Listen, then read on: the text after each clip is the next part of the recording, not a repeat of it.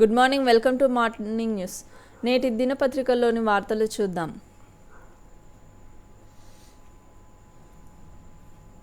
హర్యానాలో కమలం హ్యాట్రిక్, కాశ్మీర్లో కూటమి మ్యాజిక్, అసెంబ్లీ ఎన్నికల్లో ఊహించని ఫలితాలు, సర్వేలు ఉల్టా పల్టా. హర్యానాలో 48 సీట్లతో మళ్లీ పవర్లోకి బీజేపీ, 37 సీట్లకు పరిమితమైన కాంగ్రెస్, ఖాతా తెరవని ఆప్. జమ్మూ కాశ్మీర్లో ఎన్సీ కాంగ్రెస్ కూటమి హవా, 48 సీట్లలో కూటమి విజయం, 29 సీట్లకు బీజేపీ, 3 సీట్లకు పీడీపీ పరిమితం.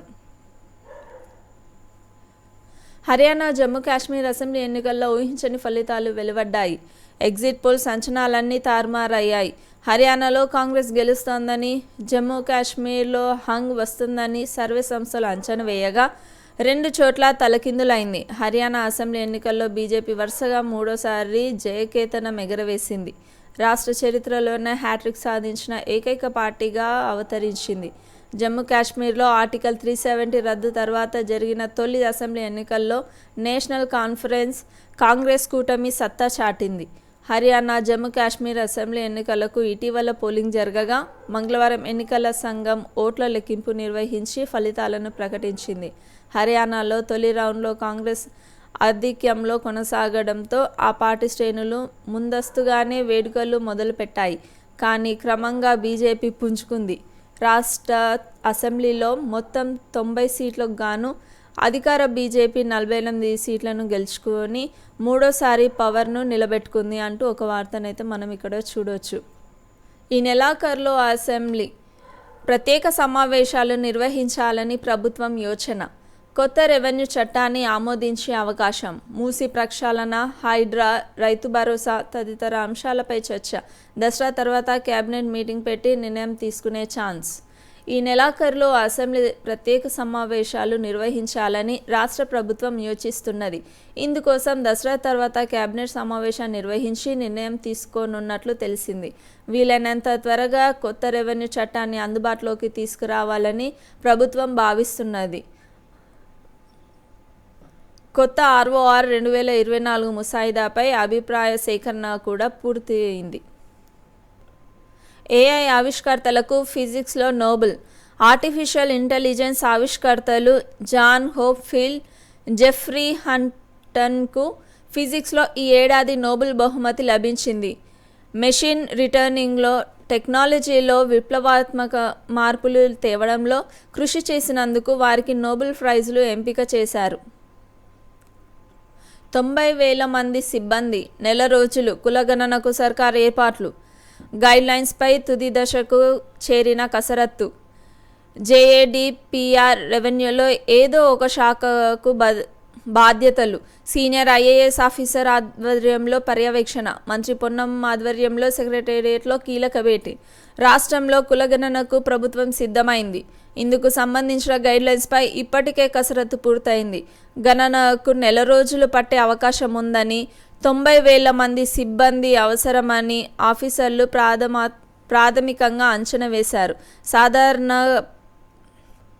పరిపాలనా విభాగం, పంచాయతీరాజ్, రెవెన్యూ శాఖల్లో ఏదో ఒక శాఖకు కులగణన బాధ్యతలను అప్పగించే అవకాశం ఉందని భావిస్తున్నారు. సీఎంతో చర్చించాక 2-3 రోజుల్లో సీనియర్ మంత్రులతో జరిగే సమావేశంలో కులగణన గైడ్లైన్స్ ఫైనల్ చేయనున్నట్లు తెలిసింది. కులగణన తర్వాతే బీసీ రిజర్వేషన్లు పెంచి పంచాయతీ ఎన్నికలకు వెళ్తామని ప్రభుత్వం ఇప్పటికే స్పష్టం చేసింది. ఈ మేరకు ఎంపీ ఎన్నికలకు ముందే కేబినెట్ తీర్మానం చేయడంతో పాటు కులగణన కోసం 100 కోట్లకు సర్కారు అడ్మినిస్ట్రేటివ్ శాంక్షన్ కూడా చేసింది. ఈ క్రమంలో కొత్త బీసీ కమిషన్ ఏర్పాటు చేసిన ప్రభుత్వం అంతకుముందే వివిధ రాష్ట్రాల్లో కులగణన జరిగిన తీరుపై అధ్యయనం కూడా చేయించింది. దీనికి తోడు పంచాయతీ ఎన్నికలు నిర్వహించడంతో పాటు స్థానిక సంస్థలకు 15వ ఆర్థిక సంఘం నిధులు ఆగిపోయాయి. రాష్ట్రంలో స్క్రాప్ పాలసీ. వెహికల్ను స్వచ్ఛందంగా ఇస్తే ట్యాక్స్ మినహాయింపు అంటున్న మంత్రి పొన్నం. రాష్ట్రంలో వాహనాల స్క్రాప్ పాలసీని అమలు చేయనున్నట్లు రవాణా శాఖ మంత్రి పొన్నం ప్రభాకర్ తెలిపారు. 15 ఏళ్లు పైబడిన వ్యక్తిగత వాహనాలను స్వచ్ఛందంగా స్క్రాపింగ్ చేసుకునే అవకాశం ఉందని చెప్పారు. ఇందుకోసం ప్రత్యేక రాయితీలు ఇస్తున్నట్లు తెలిపారు.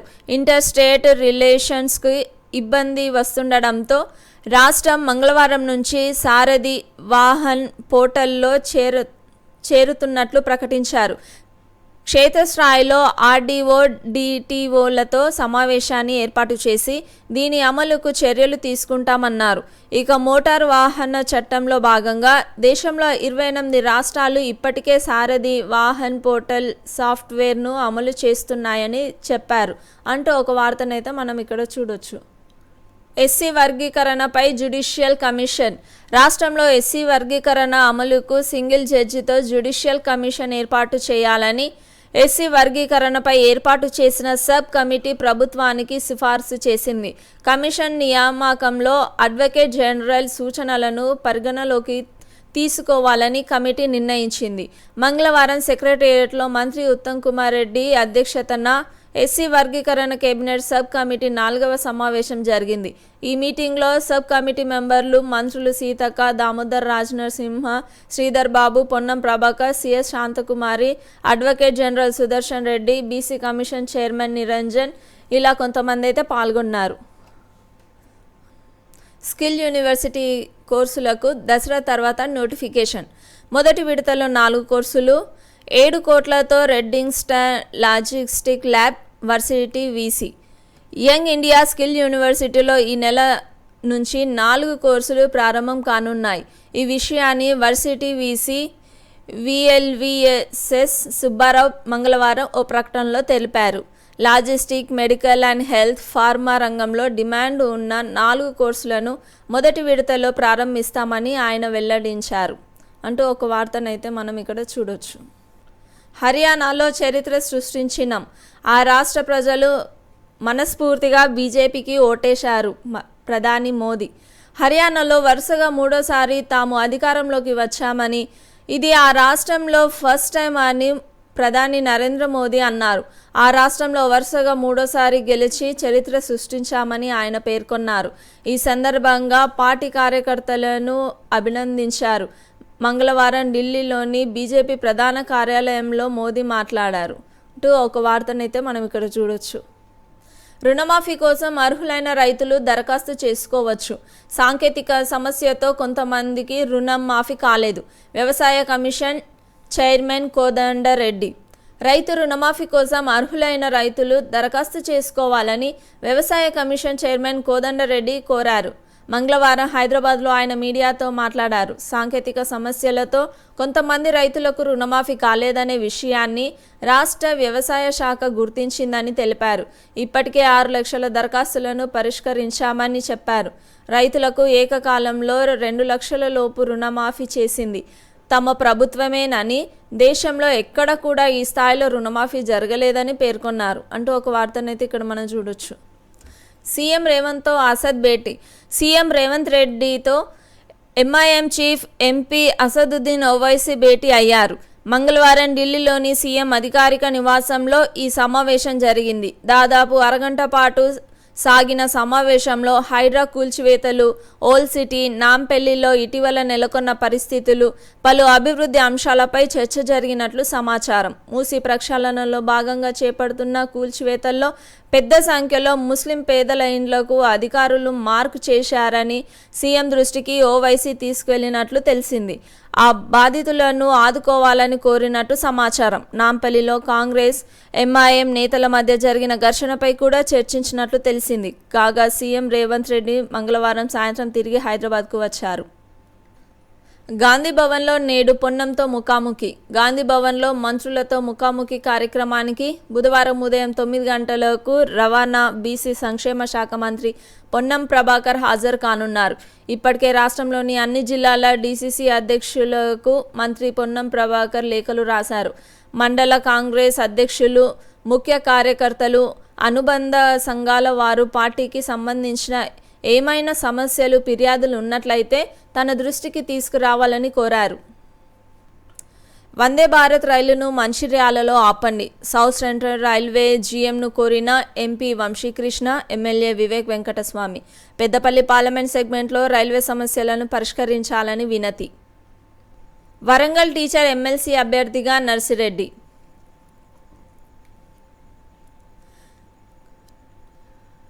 కాంగ్రెస్ గారడీని హర్యానా ప్రజలు తిరస్కరించారు. BRS working president KTR comment. కర్ణాటకలో 5 గ్యారంటీలు, తెలంగాణలో 6 గ్యారంటీలు అంటూ కాంగ్రెస్ అడ్డగోలు హామీలు ఇచ్చి ప్రజలను నిలువున మోసం చేసిందని కేటీఆర్ అన్నారు. కర్ణాటక, తెలంగాణను మోసం చేసినట్టుగానే 7 గ్యారంటీల పేరిట మభ్యపెట్టాలని చూసినప్పటికీ హర్యానా ప్రజలు కాంగ్రెస్ పార్టీకి చెంపపెట్టు లాంటి తీర్పునిచ్చారని ఒక ప్రకటనలో ఎద్దేవా చేశారు. హామీల అమలులో కర్ణాటక, తెలంగాణ, హిమాచల్ ప్రదేశ్లో కాంగ్రెస్ పార్టీ ప్రభుత్వాలు చేస్తున్న మోసాన్ని దేశం మొత్తం గమనిస్తోందని చెప్పడానికి ఈ ఎన్నికల ఫలితాలు నిదర్శనమని వెల్లడించారు. అబద్ధపు హామీలతో అధికారం సాధించి ప్రజలను వంచిస్తున్న కాంగ్రెస్ పార్టీకి తగిన సమయంలో ప్రజలు బుద్ధి చెబుతారనే విషయాన్ని తాము మొదటి నుంచి చెబుతూనే ఉన్నామని కేటీఆర్ పేర్కొన్నారు.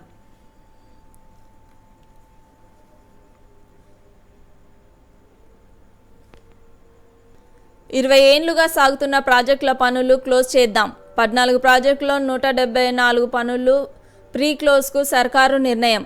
కేటగిరీ ఏ, బి, సిలుగా విభజించిన అధికారులు. కేటగిరీ బిలోని పనులు చేస్తున్న సంస్థలకు పెనాల్టీ. రాజు బీమాకు R&R సమస్యలు. రాజకీయంగా సస్పెన్షన్ కోసమే అనుచిత వ్యాఖ్యలు. మంత్రి కొండా సురేఖపై పరువు నష్టం కేసులో కోర్టులో నాగార్జున వాంగ్మూలం. రాజకీయంగా సస్పెన్షన్ కోసమే మంత్రి కొండా సురేఖ తమ కుటుంబంపై అనుచిత వ్యాఖ్యలు చేశారని హీరో నాగార్జున అన్నారు. తమ కుటుంబం వ్యక్తిగత జీవితం, ప్రొఫెషనల్కు భంగం వాటిల్లేలా వ్యాఖ్యలు చేశారని పేర్కొన్నారు. ఆమె వ్యాఖ్యలతో తమ కుటుంబం అంతా మానసిక వేదనను గురైందని ఆవేదన వ్యక్తం చేశారు.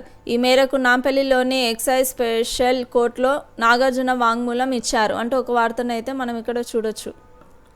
సర్వే ఆఫ్ ఇండియాతో హైడ్రా కమిషనర్ భేటీ. 1971-72 నాటి చెరువుల సర్వే మ్యాప్లు పరిశీలన. నివేదిక ఆధారంగా చర్యలకు హైడ్రా కసరత్తు. గొలుసుకట్టు చెరువులపై హైడ్రా ఫోకస్ పెట్టింది. హైదరాబాద్లో అసలు ఎన్ని చెరువులుండేవి, ఇప్పుడు ఎన్ని చెరువులు ఉన్నాయన్న లెక్క తేల్చేందుకు సర్వే ఆఫ్ ఇండియాతో కలిసి పనిచేస్తున్నది.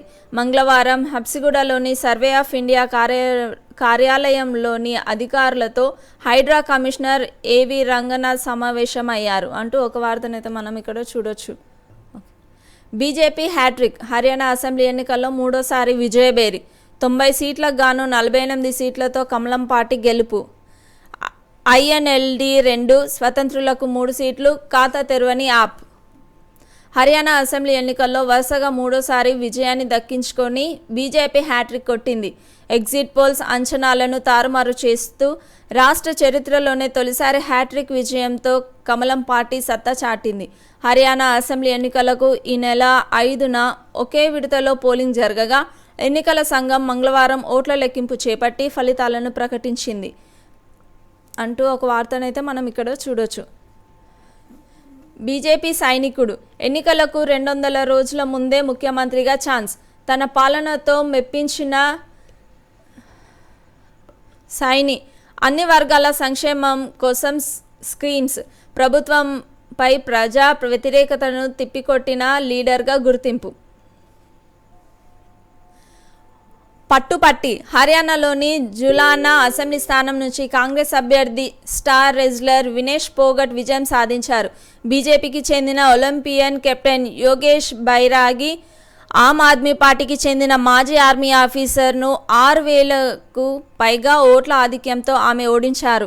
ఇటీవల పారిస్లో జరిగిన ఒలింపిక్స్ ఫైనల్లో వినేష్ అనర్హతకు గురైన విషయం తెలిసిందే.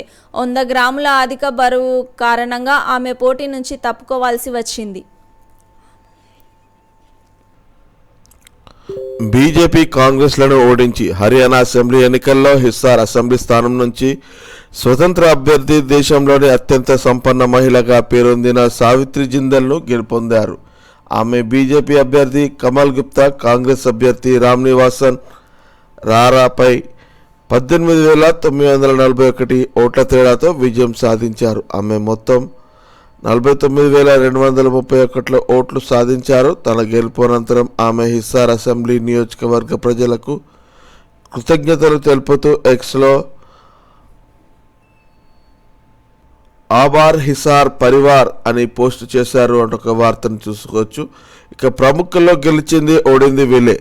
హర్యానా అసెంబ్లీ ఎన్నికల్లో ఆయా పార్టీలకు చెందిన ప్రముఖ నేతల్లో కొందరు విజయాన్ని దక్కించుకోగా మరికొందరు మాత్రం పరాభవం చూశారు. మాజీ సీఎం కాంగ్రెస్ నేత భూపేంద్ర సింగ్ హూడా గర్హీ సంప్లా కిలోయి స్థానం నుంచి విజయం సాధించారు. బీజేపీ అభ్యర్థి మంజుపై ఆయన ఏకంగా 71,000 ఓట్ల మెజార్టీతో సాధించారు. Haryana BJP chief OP Dhankhar Badli సీట్లో ఓడిపోయారు. ఆయనపై కాంగ్రెస్ నేత కుల్దీప్ వత్స్ 16 ఓట్ల తేడాతో గెలిచారు అంటూ ఒక వార్తను ఇక్కడ చూడవచ్చు. ఆమ్ ఆద్మీ పార్టీ డకౌట్. హర్యానా అసెంబ్లీ ఎన్నికల్లో ఆమ్ ఆద్మీ పార్టీ డకౌట్ అయింది. మొత్తం 90 స్థానాల్లో పోటీ చేసినప్పటికీ ఒక్క సీటు కూడా గెలవలేకపోయింది. ఆప్ చీఫ్ అరవింద్ కేజ్రీవాల్ సొంత రాష్ట్రం హర్యానానే. ఈసారి ఆప్ ఒంటరిగా బరిలోకి దిగగా తాను హర్యానా కలాల్ అంటూ కేజ్రీవాల్ ప్రచారం చేశారు. కానీ పార్టీ గెలుపు కోసం ఆయన చేసిన ప్రయత్నాలేవి ఫలించలేదు. చాలా చోట్ల ఆప్ అభ్యర్థులు డిపాజిట్లు కోల్పోయారంటూ వార్తను చూడవచ్చు. Kazipet to Dadar 34 special express rail December 4 నుండి జనవరి 30 వరకు అందుబాటులో రైలు. దక్షిణ మధ్య రైల్వే అధికారుల వెల్లడి. పండుగల సందర్భంగా ప్రయాణికుల సౌకర్యార్థం కాజీపేట దాదర్ స్టేషన్ల మధ్య 34 స్పెషల్ ఎక్స్ప్రెస్ రైళ్లను నడపనున్నట్లు దక్షిణ మధ్య రైల్వే మంగళవారం తెలిపింది. డిసెంబర్ 4 నుండి వచ్చే ఏడాది జనవరి 30 తేదీ వరకు నడుస్తాయని పేర్కొంది. కాజీపేట్ దాదర్ ప్రతి బుధ శనివారం, దాదర్ కాజీపేట్ ప్రతి గురు ఆదివారం నడపనున్నట్లు వెల్లడించింది. పండుగల వేళ పటాకుల దందా. దసరా దీపావళి కోసం భారీగా అక్రమ ఫైర్ క్రాకర్స్ డంప్. ఉమ్మడి వరంగల్ జిల్లా పర్మిషన్ లేకుండా ఇండ్ల మధ్య నిల్వలు. ఎలాంటి భద్రతా చర్యలు తీసుకోకుండా అమ్మకాలు. అనుకోని ప్రమాదం సంభవిస్తే పెద్ద ఎత్తున ప్రాణ నష్టానికి ఛాన్స్. మామూలు తీసుకుంటూ పట్టించుకొని వివిధ శాఖల ఆఫీసర్లు. ట్రాన్స్పోర్ట్ దాడుల్లో బయటపడుతున్న పటాకుల అక్రమ గోదాములు అంటూ ఒక వార్తను చూడవచ్చు. రాష్ట్ర ప్రభుత్వం తరఫున జోగులాంబ అమ్మవారికి పట్టు వస్త్రాలు. ఆలయంలో మంత్రి కొండా సురేఖ ప్రత్యేక పూజలు అంటూ ఇక్కడ వార్త చూడొచ్చు. ఇక యాదగిరిగుట్ట విమాన గోపురం ఇక స్వర్ణమయం. ఈ నెలాఖరు నుండి బంగారు తాపడ పనులు. 10,000 చదరపు అడుగుల విస్తరణలో గోల్డ్ కౌటింగ్.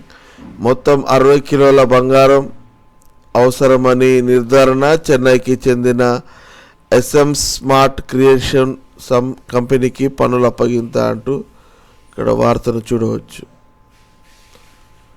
ఈడీ ముందుకు అజారుద్దీన్ నిధులు మళ్లించారనే ఆరోపణలపై ప్రశ్నించిన ఈడీ స్పెషల్ టీం.